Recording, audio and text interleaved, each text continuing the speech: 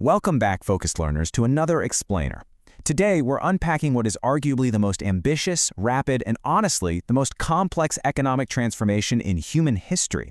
We are looking at a nation that rocketed from a $3.5 trillion economy in 2007 to an astonishing $18 trillion today. I mean, think about that. That's the fastest economic rise of any country ever. But, behind those staggering numbers is a much deeper story, one of immense risks, structural crises, and absolutely crucial pivot points. In this explainer, we're going to cut through all the noise. We'll uncover the real facts, the real challenges, and the undeniable impacts of this journey. Because whether you realize it or not, the outcome here is going to directly affect your wallet no matter where you live. Okay, let's dive into this. Because if you glance at the headlines lately, you might literally think the sky is falling over there. You hear these super polarized narratives, right? Pure unstoppable success on one side and absolute catastrophic collapse on the other. But as always, the truth is way more complex and, frankly, way more fascinating than the sensationalism. We aren't here to deal in extremes today, we're just here to look at the data. So, here's our roadmap. We'll track 1. The unprecedented economic boom, 2. The golden decade, 3. Crises involving trade, COVID, and property, 4. China's economy in 2026, and finally, 5. What experts predict next. All right, kicking things off with part 1, the unprecedented economic boom. It's honestly kind of hard to wrap your head around the sheer momentum they had back in 2007. Hundreds of millions of people were migrating to cities, and growth was at an almost impossible 14.2%. Then, in 2008, Beijing hosted the Olympic Games. They threw a $300 million opening ceremony that essentially announced their arrival on the world stage.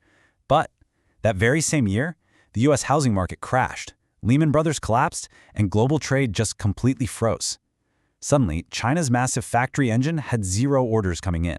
Faced with this massive external shock, the government did something totally unprecedented. They launched one of the largest economic stimulus packages in human history, $586 billion. To put that into perspective, that was a whopping 12.5% of their entire GDP at the time.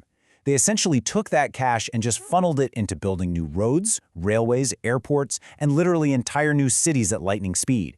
They told state banks to lend heavily just to keep the economic engine running. So the crucial point here is this aggressive maneuver actually worked. China emerged from the 2008 financial crisis faster than pretty much anyone else on the planet. But, and this is a huge but, it came at a profound cost. By pumping so much easy money into the system to build things that, well, maybe weren't immediately needed, like empty highways and those infamous ghost cities, they laid a dangerous foundation of risky loans and ballooning debt. It was a rapid fix, for sure, but it set a trap that have to navigate for years to come. Which brings us to part 2. The golden decade. For a while, that underlying debt was easily masked by the sheer volume of wealth being generated. The scale of what was achieved during this time is genuinely historic. This is when China officially surpassed Japan to become the world's second largest economy. They laid down a staggering 35,000 kilometers of high-speed rail. Domestic tech companies like Alibaba, Tencent, and Huawei just exploded into global giants. And they launched the Belt and Road Initiative, a massive $1 trillion global infrastructure plan designed to connect their economy to 150 different countries. It was all systems go. And this number right here brilliantly illustrates the human impact of that macroeconomic explosion, 800 million. During this extended period of rapid industrialization, roughly 800 million people were lifted out of poverty. By all statistical measures, it is literally the greatest and fastest poverty reduction in human history. You have places like Shenzhen evolving from modest, sleepy fishing villages into these towering megacities of 15 million people. Just incredible. But things shift. Part 3. Crises. Specifically, trade, COVID, and property. Obviously, an era of unbridled growth like that can't just go on forever, right? A structural reckoning began, kind of like a domino effect. In 2018, a massive trade war saw U.S. tariffs slapped on over $360 billion worth of Chinese goods. That forced supply chains to start shifting. Then, bam, 2020. The COVID-19 pandemic triggered strict lockdowns, leading to a historic 6.8% GDP contraction in the first quarter. That was their first economic contraction since 1976. But the deepest shock, that was still to come, and it actually came from within. Now, what's really interesting, and frankly alarming about this slide, is how it visualizes a total systemic shock. Look at Evergrande in 2021. defaulting with over $300 billion in debt. But it wasn't an isolated event. Giant developers like Country Garden, Sunac, and R&F Properties all faced defaults or massive restructurings. Why does this matter so much? Because real estate, the whole shebang, accounts for roughly 25 to 30% of China's entire economy. When massive dominoes like these fall, it sends shockwaves through literally everything. And remember, this wasn't just some abstract balance sheet problem for billionaires. It was a deeply human one. Millions of everyday people had paid life savings for apartments that simply never got built. This led to unprecedented mortgage boycotts. As a result, consumer spending just froze. People stopped buying things, which led to the really dangerous onset of deflation, falling prices that signal a stagnating economy. Pair that with youth unemployment hitting a record 21% in 2023, and the economic engine was heavily stalled. So where are we now? Part 4. China's economy in 2026. We really need to frame the current situation not as a sudden total collapse, but as a massive, messy transition. The old model of just borrowing endlessly to build more real estate, that's dead.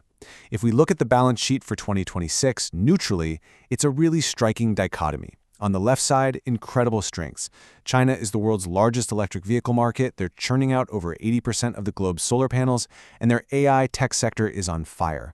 But on the right side, you have these heavy systemic burdens. A property market that's still deeply fractured, an aging population mixed with a shrinking workforce, stubbornly high youth unemployment, and declining foreign investment. It's essentially a race between the industries of tomorrow and the massive debts of yesterday. All right, looking ahead, Part 5. What experts predict next? So what does this all mean? Let's break down the three main camps here. The optimists believe that the massive investments in green energy, EVs, and semiconductors are going to successfully power a whole new era of growth once the dust from the property crash settles. Then you have the pessimists. They look at the deflation and the debt and warn of a lost decade, kind of like what Japan experienced in the 1990s, where growth just stubbornly stagnates. And the realists? Well, they argue China will neither completely collapse nor entirely dominate. Instead, they'll settle into a much slower, more mature structural growth rate purely constrained by their demographics and debt. Let's move to the actual numbers and see how this builds out into our current reality. The main takeaway is clear. That wild era of 14.2% growth is permanently over. The IMF is forecasting growth at around 4.0% for 2026. Now sure, 4% might look tiny on a chart compared to those boom years, but remember the scale we're measuring here. A 4% growth rate on an $18 trillion economy that still generates an absolutely massive amount of new economic activity every single year. It remains a tremendous global force. Which leaves us with the ultimate question. The transition from boom to balance is messy, it's difficult, and it's very much still ongoing. But whether China leverages its tech dominance to eventually become the world's largest economy, or whether it gets bogged down by its structural burdens, it's going to fundamentally dictate the future of global trade, business, and honestly, daily life for everyone watching. The real question isn't just whether China's economy will recover, it's whether the rest of the world is ready for what happens when it does. Thank you so much for joining me for this explainer. Keep learning, keep questioning, and I will see you in the next one.